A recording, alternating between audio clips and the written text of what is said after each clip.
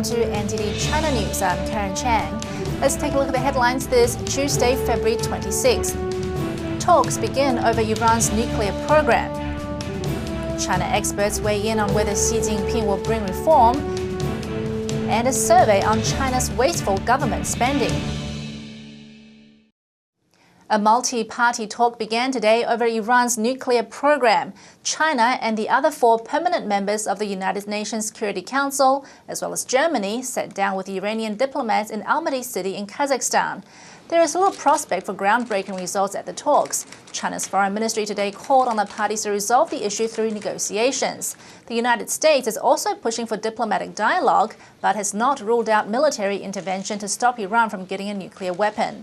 The top powers are expected to offer Iran limited sanctions relief if it agrees to halt its most sensitive nuclear work. Last week, a UN nuclear watchdog reported that Iran was installing advanced centrifuges at its main uranium plant. This would speed up Iran's uranium enrichment and can be used for both civilian and military purposes. Chinese Communist Party head Xi Jinping will assume the reins of China's government this March. The question on everyone's mind is what kind of leader will he be? China's experts at the Council of Foreign Relations discuss exactly that. At the Council of Foreign Relations in New York last Friday, top China experts discussed the rapid changes facing China. In particular, the question, what type of leader is Xi Jinping? Will the princeling son of a Communist Party elder be a reformer? Or will he leave the party's grip on power untouched? For liberal intellectuals, they think he will be China's Deng Xiaoping. And for conservatives, they think he will be China's Mao Zedong. Of course, Xi Jinping is neither Mao or Deng. Now, some people in foreign countries consider he will be China's Gorbachev. But that's a curse for him. Now, I think the real possibility, he may become China's Jiang Jingguo. This is the son of Chiang Kai-shek, a princeling, democratized, a princeling, a conservative, all of a sudden opened the Taiwanese political system. Jiang Jingguo was best known for the sweeping political reforms he made at the end of his rule. He was pivotal in Taiwan's democratic reforms and ending martial law on the island. But will Xi be the one to introduce major political changes in China?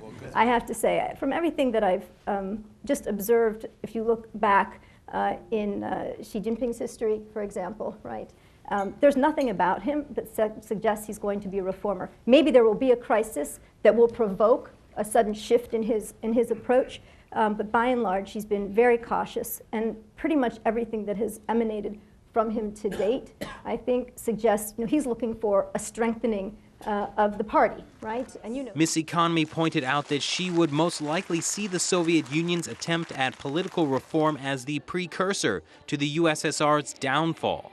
She says that while Xi has made a great publicity campaign of soliciting feedback, she doesn't think the feedback will be implemented. Right, engaging people at the local level a little bit more than they have in the past, drawing them in, getting their opinions to make them feel as though they're participating without actually giving them, any say in the decision-making part of the political process.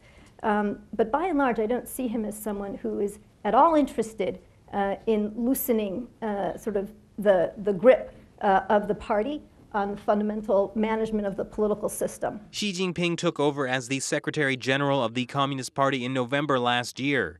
He will take the helm of China's government during the National People's Congress starting on March 5th.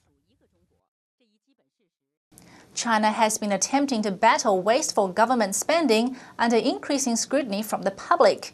A new survey released on Monday shows just how bad some of this wasteful spending has gotten. Corrupt bidding policies in China have resulted in wasteful government spending. That's according to a new survey by the Chinese Academy of Social Sciences. It's focused on Guangdong, Heilongjiang, Jiangxi, and Fujian provinces and found that 80% of products surveyed were bought well above the market price. A case in point, 8 million yuan was spent on over 2,000 laptops, but at market price, that should have been under 14 million yuan. The government has many projects, from railways, highways to power plants. But in a proper market economy, the bidding process should be open, fair and just. Normally, the lower bids will win, but in China, projects are usually given to higher cost bids. But why bother with the process if you're going to give it to a high cost bidder? It shows the process is just a formality. The amount of money that the Chinese government has been spending on these bids has soared. In 2002, the Chinese government spent 100.9 billion yuan.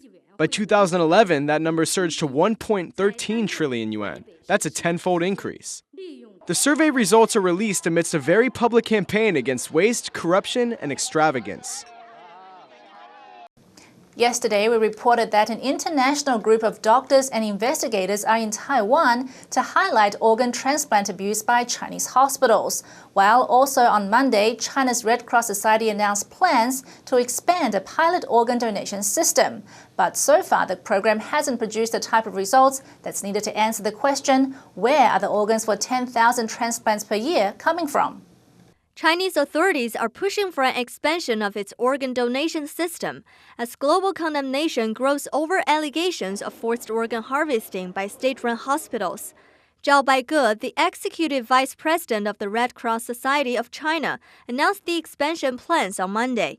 She said that since the pilot program began in March 2010, 1,804 organs were procured from 659 deceased donors. That's an average of just over 200 donors and around 600 organs per year.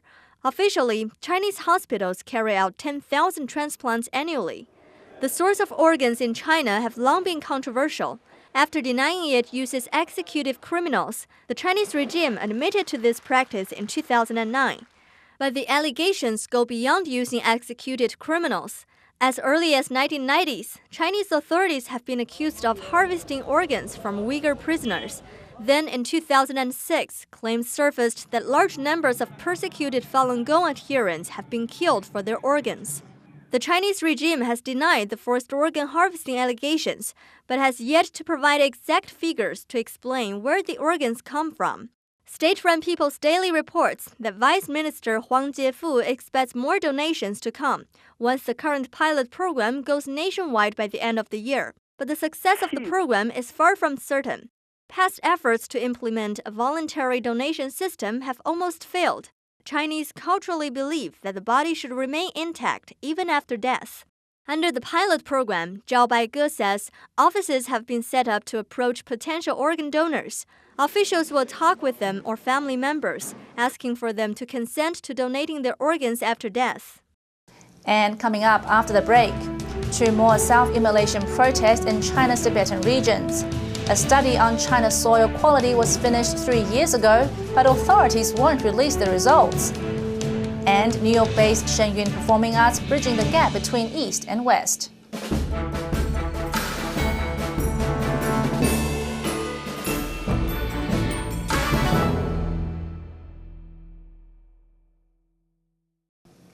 And welcome back. 2 young Tibetan monks have died in separate fiery protests in China's Tibetan regions. The latest case happened on Monday outside a temple in Luchu County in Gansu Province. It follows a self-immolation protest on Sunday at a monastery in Qinghai Province. According to the International Campaign for Tibet, both victims were in their 20s. It says their deaths bring the total number of Tibetan self-immolation protests to 106 since 2009. The ICT reports that large groups of Tibetans witnessed the latest protests. They happened near monasteries where Tibetans had gathered for prayers to mark the end of the Tibetan New Year. Tibetan advocates have urged the Chinese regime to address the escalating crisis. Chinese authorities have intensified the crackdown in Tibet, arresting individuals alleged to have helped others to self-immolate. Gas prices are on the rise in China for the first time this year. Gasoline is going up by $48 or 300 yuan a metric ton. Diesel is going up to 190 yuan or around $46 a ton. At the pump, it means gas will now cost around $4.55 a US gallon. The price rise is set by the National Development and Reform Commission and took effect on Monday. The commission adjusts gas prices when there is a price change of more than 4%. The increase is likely going to be passed down to the supply chain, pushing up costs for consumers. This could potentially drive up inflation, something Chinese regulators have been trying to avoid. The last price increase came last September when diesel and gasoline went up by more than $80 a ton. It was lowered again in November by around $32 a ton. Many countries guard sensitive information to protect their national interests from other states, but when that information affects public health, it's a different matter altogether. China's environmental agency has refused to release the results of a soil test because it says they are national secrets. China's Ministry of Environmental Protection has refused to release the full results of a 4-year soil study, saying they are a state secret. The study ended in 2010, but 3 years later, the report is still unpublished.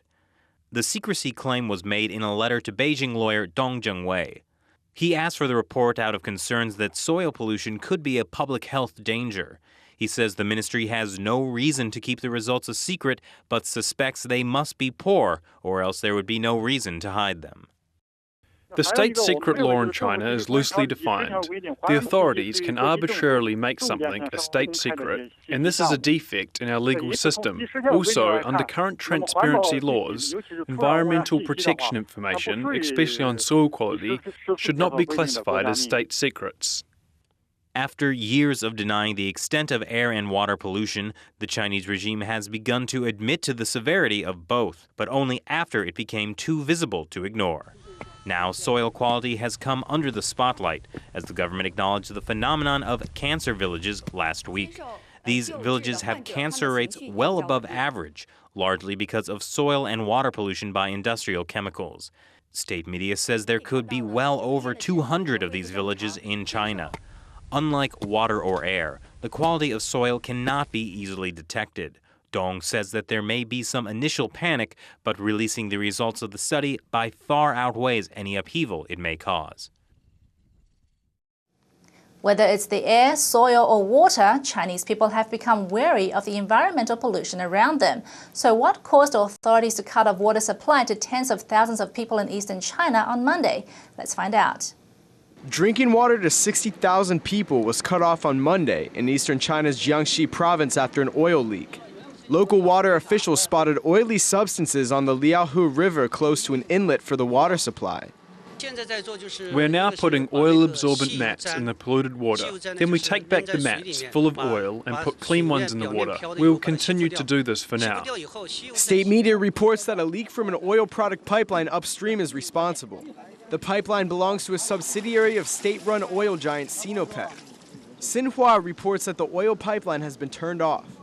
Industrial water pollution has plagued Chinese cities as they undergo economic expansion.